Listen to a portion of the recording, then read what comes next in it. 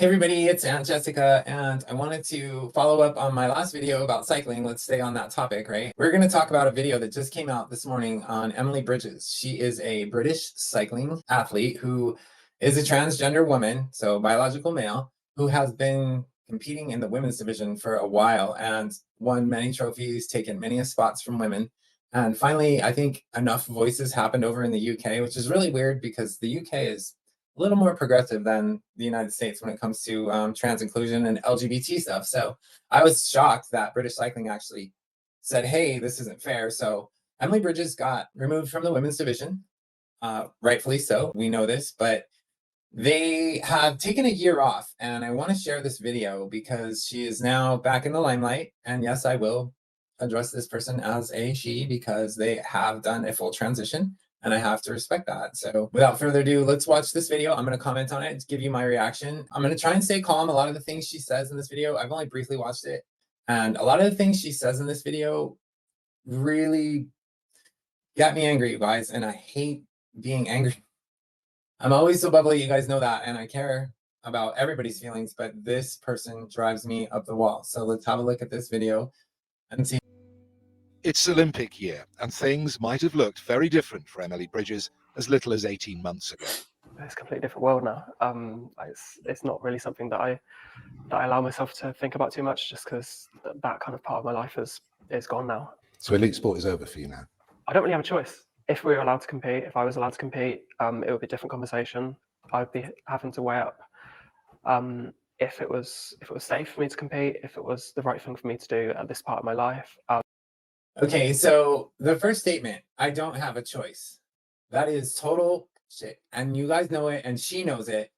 There's no reason, and he talks about it later, that she can't compete in the open category or the men's division. But for her to say she doesn't have a choice, that plays right into the psychological oppression that they create for themselves. These trans athletes, they want to be oppressed. They want to be the victim, and they want to show, poor me, I can't do this and I can't do that because of the way I identify. No, you can do whatever you want. Just be respectful of others. And you can't just trample over women's rights and women's categories just because you feel like a certain woman, or just because you feel a certain way. I feel like I should be a woman, but I know I'm not. And I've said this ad nauseum too. Like, we all know how I feel. So anyways, off on that one. But yeah, such a disingenuous argument to say that I don't have a choice. We all know you do, Emily. Stop it. I can't compete. But you can compete in an open category. Can I? Would it be safe for me to compete in an open category? For me. Okay, would it be safe? Now, she's talking about, would it be safe? Like, is it safe for her in competition? Like, she would get injured just trying to compete against the men? No, she's talking about someone physically coming after her for competing in the men's division, because that's what he said. He asked her, would you be able to compete in the men's division or the open class? And she said that wouldn't be safe because then everybody would know I'm trans. I talked about this with that Maya Walmsley girl, the boxer lady who said, how dare you out me? Well, being trans is about being out in public and integrating yourself into society as best you can with what you have. Like, do your best and be the most respectful person you can. Like, what is so hard about that? All you have to do is be your best and respect others. It's not that hard.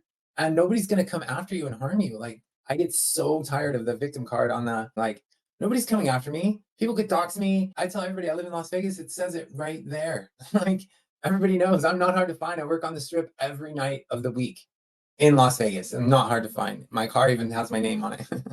So obviously I have passed in cycling, so I have previous results. People know me. But for another trans woman who hasn't competed in the past, she's trans, but she is seen by the world as a cis woman.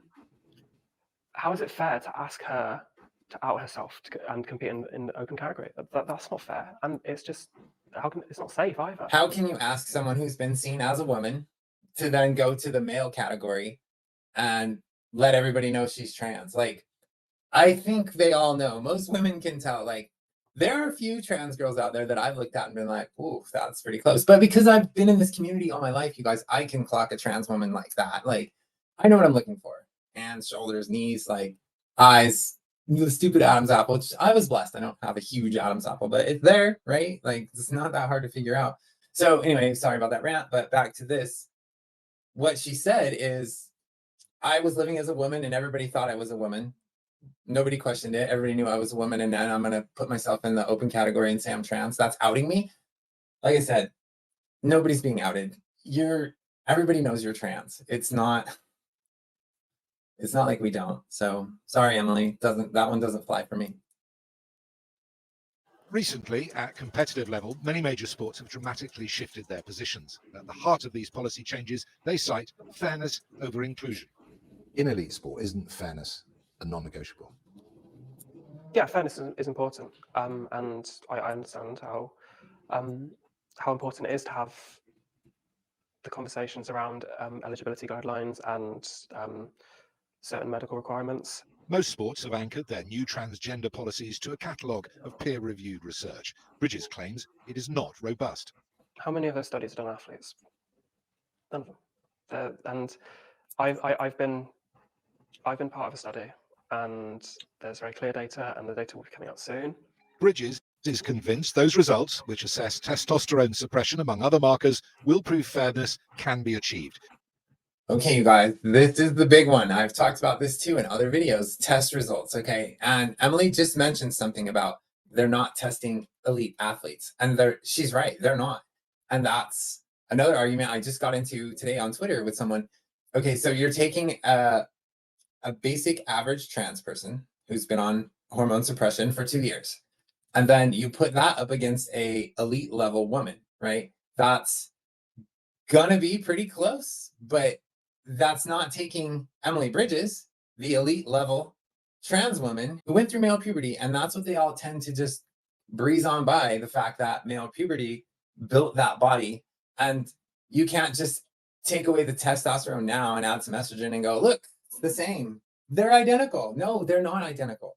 An elite level woman is going to be faster than a trans woman off the couch, which is most likely a 30 to 26-year-old boy who didn't compete in sports much, but dabbled in it and now thinks he's, gonna do cream of the crop because he's a woman. All of a sudden, oh, look, I can win. What? This is crazy. So I talked about this in my video with Ruby, how had we done things a little more peacefully with the trans inclusion thing back when this whole thing started, like 6 years ago, and allowed kids to transition. I know that's a bad thing, but like I said, if we allow the kids to transition prior to puberty, they will be somewhat biologically close to a biological female. I'm talking boys now, boys to girls. I'm not even talking about the trans man, because that is a whole nother can of worms that I don't really feel like getting involved in right now. So, like I said, back on topic, sorry. They could have been more of a level playing field. It still would have been a disadvantage to the women to do that. So I don't think that argument holds water when they say that, oh, they weren't testing professional athletes. And you're right, they weren't, but they were testing elite level athlete women competition times, and the studies were on elite level women against base level off the couch trans people. How is that fair to women? It's still not fair. Again, and I've said this ad nauseum, I don't care about all your test results and your studies. I know they're false. I know they're skewed towards the trans person. Whatever happened to being just a good person? You know in your mind that it's not right. You know in your mind, your gut, the bottom of your gut tells you, hey, I probably do have an advantage here. And whatever happened to just leaving women alone? I say this all the time, but it needs to be said more. We got to tell everybody, just leave women alone. Let them have their sports. And I even hate saying that. It sounds misogynistic, like, oh, let them have it. It's actually rude saying it that way. They deserve fairness. They deserve safety. They deserve to be given a fair opportunity and a chance to show who's best of the women. That's why we have sex segregated sports, to show who's best in the sexes. Like, if you want to do a co-ed league and say, okay, who's really the best out of the sexes, the two sexes, that's fine. But the way things are broken down right now is by sex. So why mess with that? Just leave it alone. Yes, the trans inclusion thing is new to everybody, but that's the way the cookie crumbles. Like, life is hard. You can't always get what you want. Being trans is not a hall pass to do whatever you want. Okay, so let's watch more of this nonsense. She's calling on British cycling to reverse its policy and is prepared to go to court if it doesn't. I don't care if I never compete again. It's for other people who want to compete, and it's just about what's right. Do you think you're human? Okay, like I just said, it's about what's right. Well, she knows what's right. And what's right is letting women have their own division. What is so hard about that? Human rights have been violated. Yeah, I think they have. Bridges believes the recent shift in policies has had implications well beyond sport. What is normalised is the exclusion of trans people from public life. It's easy to ban us from toilets, it's easy to ban our healthcare, and after all of that, to ban our legal recognition and our ability to go out in public. So it's kind of been a gateway for all of that to come about. And there's been a lot of political pressure from anti-trans activists to ban us from sport. It reinforces the belief that trans women aren't women, and that they're a threat. Okay, there you go. She's using the typical rhetoric of anti-trans laws, which there's no such thing as anti-trans laws. There's protection laws for women. I get so tired of saying that, you guys. This anti-trans law does not exist. It's women's protection. And we shouldn't have had to create these laws to begin with. There shouldn't be an anti-trans campaign just to protect women. That's not fair. You might have heard him say that, do you believe your human rights have been violated? And she says yes. And that's a total disingenuous argument as well, because her human rights are not violated. She can still compete in the men's division or the open category. It's been offered to many trans athletes in a few different organizations, rowing, swimming, cycling. And guess what? Nobody signs up for it because they're too narcissistic and selfish to try and compete against the boys. They want their trophies and they want their first place and they want to be included and validated. That's the other word they like to throw around. I need to be validated in order to be who I am. And it's not fair if you don't validate who I am. Oh my gosh, you guys, this woman pisses me off so bad. She also accuses politicians, the current Prime Minister among them, of accelerating divisions. Rishi Sunak received a fierce backlash recently for a trans jibe he made during Prime Minister's questions on a day when Brianna Jai's mother was in Parliament. Tuition fees, childcare, second referendums, defining a woman. Although in fairness, that was only 99% of a U-turn. I mean, it normalises violence against trans people. That, at the end of the day, that is the impact. Like, in court, the judge presiding over the trial of Brianna Jai's murderers said that transphobia was a factor. That transphobia is directly linked to the normalisation of these comments. It's an incredibly scary time to be trans at the moment. And like you leave the house and you're thinking, am I going to come home? Because someone doesn't like who I am.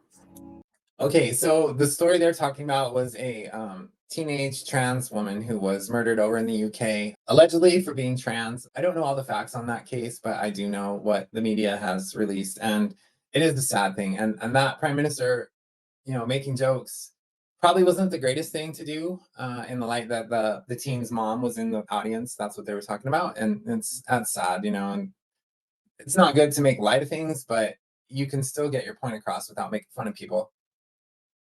So she said in there how it advocates for violence against trans people. That one, I can't make that connection. How me or Riley Gaines, somebody like that, speaking on behalf of women, saying, hey, can we just have our fair sports? They equate that to violence against trans people. Okay, make it make sense. That does not make sense at all. That's not even close. Like, just because a woman wants to voice her opinion about their safety, that's telling everybody in the whole world, go beat up a trans girl. Like, no, that doesn't even relate. It's just another way for them to psychologically be oppressed and to, you know, fool society into thinking they are oppressed, you know. And it's fear mongering their own community. That's the part that drives me crazy. Is Emily doesn't even realize that she's actually scaring her own community into thinking they can't leave the house and they shouldn't feel safe in public. Well, my take on that one is you kind of reap what you sow. You know, you push your way into women's spaces, you push your way into women's sports, prisons, rape shelters, all this stuff, and now you're getting pushback, and now you don't feel safe. Well, get what you caught coming. So, not that I would wish violence on anybody, ever, regardless. Women have rights, and women deserve to be left alone. Bridges may have left top-level competition behind, but she'll now use the determination that got her there to take on what she sees as dangerous and growing anti-trans sentiment in the UK. Steve Scott, ITV News. Okay, so that's the end of that video, and I just wanted to do a quick reaction to it. This probably went a little longer than I wanted to because, you know, I like to be chatty Cathy, and I'm just going to talk. But there's not enough voices in the world right now to help protect women. And as long as this battle exists, I will be here. I said this in my last video. This is the hill I will die on, 100%. So first of all, I hope that Emily loses this court battle big time. And second of all, I hope she will realize, I don't know how to get through to that person. Like, how do we explain to them that it's not anti-trans and it's not causing harm, physical harm to her, to exclude her from the women's division? I don't even like saying it like that, but I'm always going to say this. And don't let anybody fool you into thinking that the word anti-trans or transphobic is legitimate. It's not. It's not a legitimate term. There is no such thing as an anti-trans law. There is laws that protect women. There's laws that keep children from transitioning. I just can't take it anymore with the anti-trans laws. It's dumb. Sorry, this one went a little longer than I could. It's early in the morning. I saw this video come across the feed and I had to react to it right away. It drives me crazy. This person drives me crazy, this Emily Bridges. So like, share, subscribe if you can. I really appreciate the help. I'm not going for monetization, you guys. I just want to get the word out there. So if you can share my videos, I really appreciate it. Thanks, you guys. Have a good day.